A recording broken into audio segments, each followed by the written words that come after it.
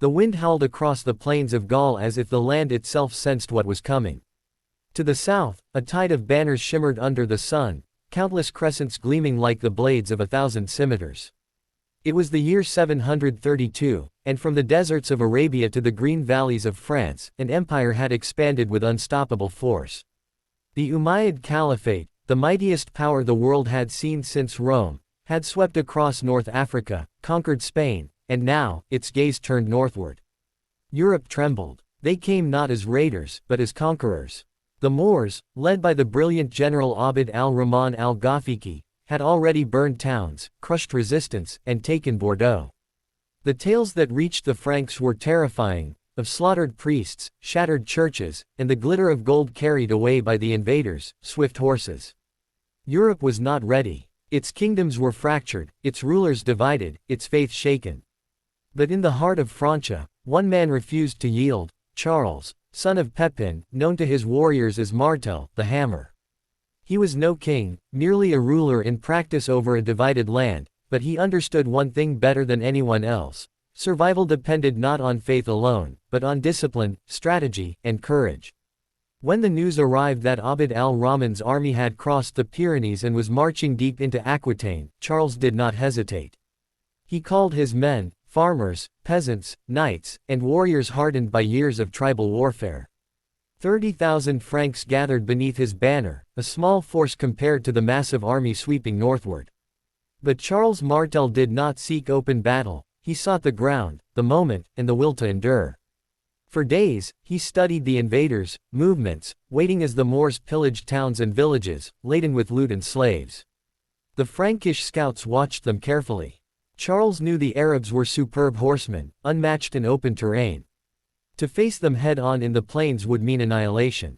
Instead, he chose his ground carefully, a cold, forested plateau near the city of Tours, between the rivers Clain and Vienne. The terrain was rough, uneven, and surrounded by woods, perfect for neutralizing the enemy's cavalry. When the Franks took position, they formed a wall, a silent forest of shields and spears. No shining armor, no grand banners. Just grim men standing shoulder to shoulder, waiting for the storm. For a week they held their ground, while the invaders camped nearby, unsure of the Frankish numbers. Abd al-Rahman hesitated, his scouts could not count the enemy hidden among the trees. On the seventh day, the storm broke. At dawn, the Moors surged forward, a thunderous wave of cavalry, hooves pounding the earth like war drums. The Franks did not move. They stood firm, shields locked, spears braced. The Arab riders struck the line, once, twice, 3 times, and each time the Franks held. The clang of metal and the screams of men filled the air. Charles rode along the line, shouting to his men to hold, his voice cutting through the chaos like a blade. All day the battle raged, and though the Moors outnumbered them, the Franks would not break. As night fell, the field was strewn with bodies, horse and man alike. The invaders had failed to shatter the wall. And in the darkness, as Abd al-Rahman's men retreated to regroup, rumors spread through their camp, that Frankish reinforcements were approaching, that their leader had fallen, that all his favor had turned. Fear crept into their ranks like frost. When dawn rose again, the Moors prepared for another attack. But the Franks stood silent, waiting. Then came a cry from the enemy's rear. Frankish scouts had raided the Muslim camp, seizing treasures and freeing captives. Panic erupted. Men broke ranks to save their plunder, their families, their pride. Amid the chaos, Abd al-Rahman tried to rally them, but a Frankish spear found him first. The mighty general fell where he stood, and with him, the heart of the army. The Moors began to retreat, not in order, but in confusion. By nightfall, the great host that had come to conquer Europe was fleeing southward, leaving behind their dead and their dreams. Charles Martel stood on the blood-soaked field, his face streaked with mud and sweat. Around him, the Franks raised their swords, not in triumph, but in weary disbelief. Against all odds, 30,000 men had stopped an empire. The wind carried the scent of death, but also something else, the first breath of survival. Europe had been spared, for now. But Charles knew the war was not over. The tide had been turned, yet the current still flowed beyond the mountains. The hammer had struck once, but would it be enough to shape the fate of the continent? The battlefield near Tours lay silent now. Ravens circled overhead, feasting on the fallen. The bodies of men and horses lay twisted together, Christian and Muslim alike, indistinguishable in death. The river nearby ran dark with blood. Yet amid the silence, one truth echoed louder than any horn: Europe still stood. Charles Martel surveyed the carnage. He was not a man of glory or ceremony, he did not build monuments to himself. To his warriors, he was a leader who fought beside them, ate what they ate, and slept under the same cold sky. He gave no victory speech, only orders. The dead were to be buried, the wounded tended, the invaders pursued no further. The Franks had held, but they had paid a terrible price. Southward, the remnants of Abd al-Rahman's army limped back across the Pyrenees. In the courts of Damascus, the caliphate would downplay the defeat, calling it a minor setback. But among soldiers and generals, the truth was whispered: the north was closed. Never again would an Islamic army advance so deep into Europe. In the months that followed, stories spread across Christendom. Some called it the miracle of Tours. Others saw it as divine intervention.